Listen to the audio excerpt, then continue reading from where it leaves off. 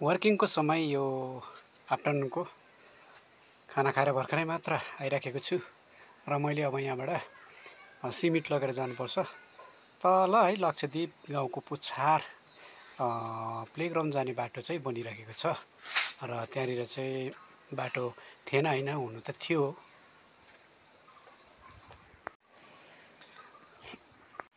यो वर्किङको आफ्टरनुनको समय र म खाना खाएर फेरि पनि वर्किङतिर आइराखेको छु। मैले यहाँबाट चाहिँ सिमेन्ट लगेर जानुपर्छ र यहाँबाट सिमेन्ट लगेर गएर चाहिँ तल काम हुन्छ।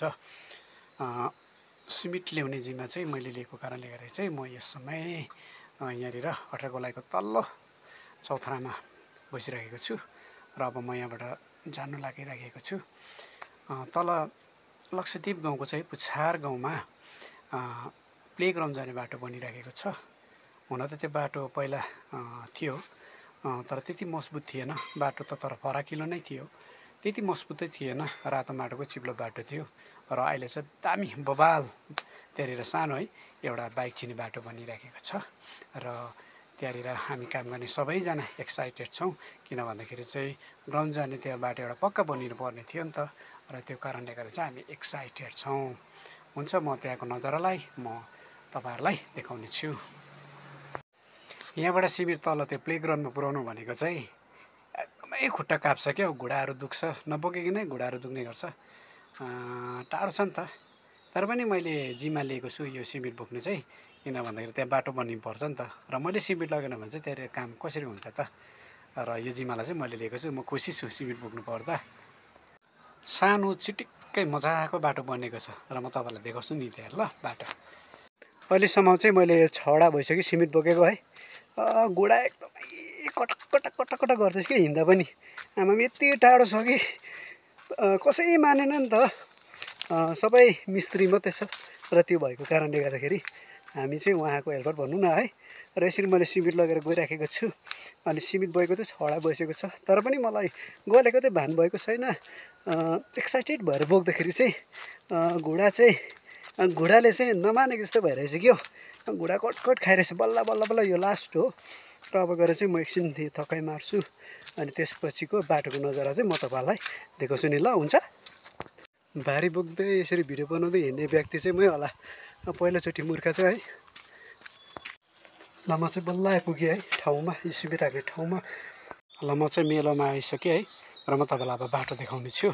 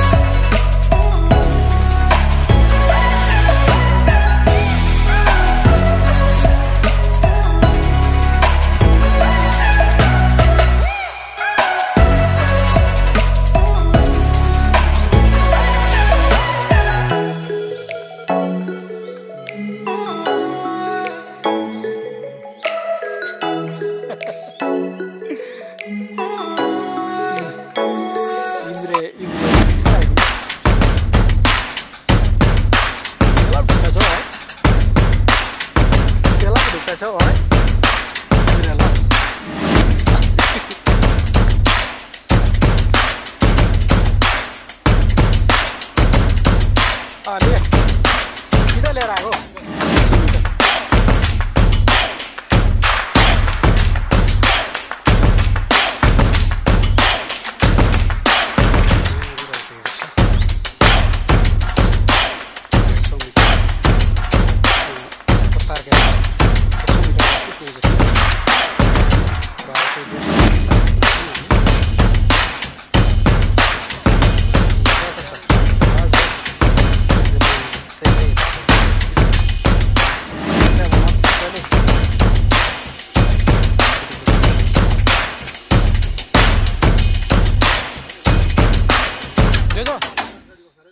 खाना खानुभयो ए हाम्रो मेन वर्क भन्दा पनि मान्ने हाम्रो जो बाटो चाहिँ यति असल ढङ्गले गरिँदैछ कि पहिला सोलिङ गरिँदैछ अनि मात्र माथिबाट ढलाइ एकदम मजबुत बनाउने जमरको कसेका छौँ हामीले। हाम्रो यहाँ जो चाहिँ कति वर्ष पुग्नु भयो तपाईँ? 79 वर्ष पुग्नु भएर पनि है उहाँले चाहिँ कहिले पनि अल्छी मान्नुहुन्न काम गर्नु चाहिँ है। एकदमै यहाँ ग्रुपमा जतिजना हामी काम गर्नेछौँ हामीहरूभन्दा पनि उहाँले चाहिँ ज्यादा काम गर्नुहुन्छ, जे भएर पनि मान्नुहुन्छ र विशेष गरेर त झन् यो कामको लागि झन् उहाँको एकदमै सहमति छ क्या। उहाँलाई चाहिँ एकदमै हतार छ क्या ग्रन्थसम्म बाटो पुर्याउनको लागि चाहिँ होइन जो यो चाहिँ के पहिला तपाईँले उयो गर्नुहुन्छ पहिले गोडेर चाहिँ फिलिङ गर्नुहुन्छ त्यहाँबाट चाहिँ जग्गा बनाउँदा सोलिङ गर्नुहुन्छ होला होइन? सोलिङ गरेर चाहिँ सटिङ लाएर चाहिँ ढलाइ गर्नुपर्छ। त्यो प्रकारले गर्दा चाहिँ एकदमै राम्रो पक्का मजबुत हुन्छ नि।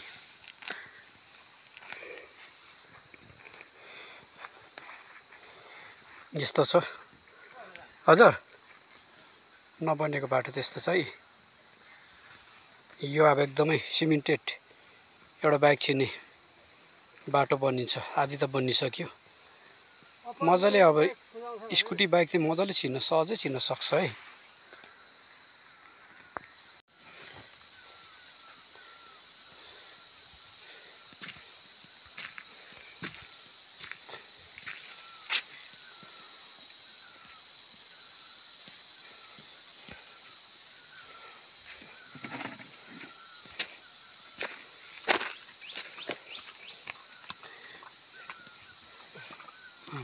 चक्काचक छ त बाटो त दामी छ त बाटो।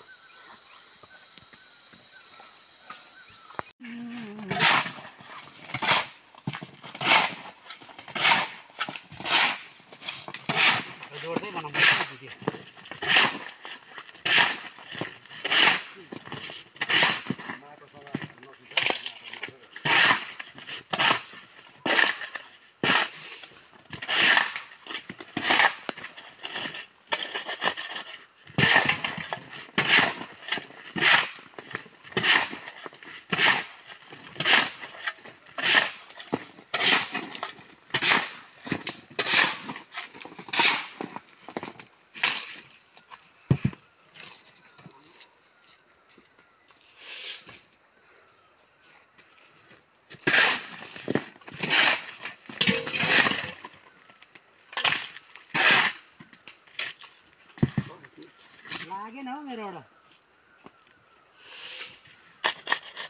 र आजको दिनको लागि चाहिँ काम यति नै हो है। र भोलिको दिनमा फेरि पनि आएर गरिन्छ। जति सक्दो चाहिँ हामी चाहिँ है चाँडै नै यसलाई यो बाटोलाई सक्ने जमर्को कसेका छौँ। र हामीले जति पनि यो काम गर्दाखेरि मेन कुरा चाहिँ के हो भन्दाखेरि चाहिँ यो बाटोलाई चाहिँ यो रातो माटो हो नि त, यो एकदमै चिप्लो छ। यसलाई चाहिँ हामीले के भए पनि खनेर है सोलिङ लाएर त्यसमाथि चाहिँ ढलाइ गऱ्यो भने चाहिँ एकदमै राम्रो हुन्छ। र हामीले त्यही प्रकारले नै गरेको छौँ र त्यही सोच राखेर नै हामीले यो कामलाई गरिराखेका छौँ। र यहाँदेखिको अब प्लेग्राउन्ड पुग्नु चाहिँ कति पनि छैन, लगभग हामीलाई यो काम सक्नु यस्तै 3 दिन, अब 3 दिन होइन 2.5 दिन जस्तो त लाग्छ होला। र त्यही आधारले चाहिँ हामीले काम गरिराखेका छौँ। र कुरा यस्तो छ है।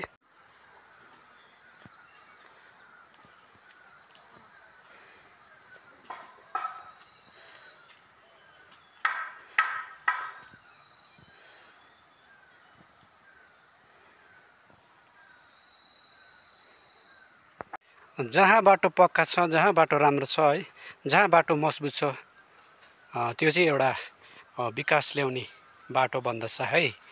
र त्यही कुराहरू जति पनि हामी गाउँ बस्तीमा बस्ने जति पनि सदस्यहरू हुनुहुन्छ है, अनि म पनि गाउँको, म पनि कमानको हो। र हामीलाई चाहिँ विशेष त यही बाटोको चाहिँ यस्तै बाटोहरूको चाहिँ हामीलाई खाँचो हुन्छ नि त। हाम्रो गाउँ बस्तीमा चाहिँ है बर्खा झरीले पहिरो पो झऱ्यो अरे, बर्खा झरीले घुरेन पो गयो अरे, भत्कियो अरे, आँगन पो भत्कियो अरे भन्ने यस्तो झिजोले हामी प्रायः यस्तो कुरोहरूमा झेलिराखेको हुन्छौँ नि त है। र उहाँहरूलाई पनि म धेरै धेरै धन्यवाद भन्छु है। हुन त उहाँहरूले रोजमा नै काम गरे, तर अहिले फिलहाल यी दिन समयहरूमा चाहिँ है रोजगारी मान्छे पाउनु अति नै गाह्रो पर्छ है।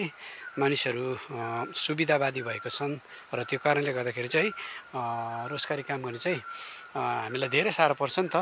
त्यो कारणले गर्दाखेरि चाहिँ बल्ल बल्ल बल्ल बल्ल यसरी यस गाउँमा चाहिँ हामीले रोजगारी काम गर्ने लेडीहरू भेटेर चाहिँ हामीलाई चाहिँ एकदमै राम्रो भएको छ र एकदमै हामीलाई सजिलो भयो भनौँ न है।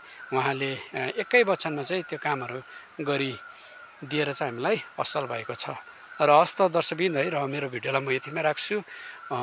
म फेरि पनि तपाईँहरूको माझमा हुन त मेरो भिडियो जस्तै नै आउँछ, परुवा खेलाएको, ढुङ्गा बोकेको है काम गरिरहेको। किन भन्दाखेरि म पनि एउटा गरिब घरानाको छोरो हुँ है, गाउँ बस्तीकै सेरोफेरो हुँ म है।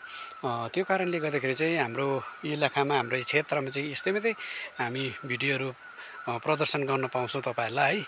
अन्यथा नसम्झिदिनु होला है। हुनसके तपाईँहरूले मेरो यो भिडियोलाई हेरेपछि है लाइक, कमेन्ट, सेयर अनि सब्सक्राइब गरिदिन्छ नभुल्नु ल। Bye bye, take care.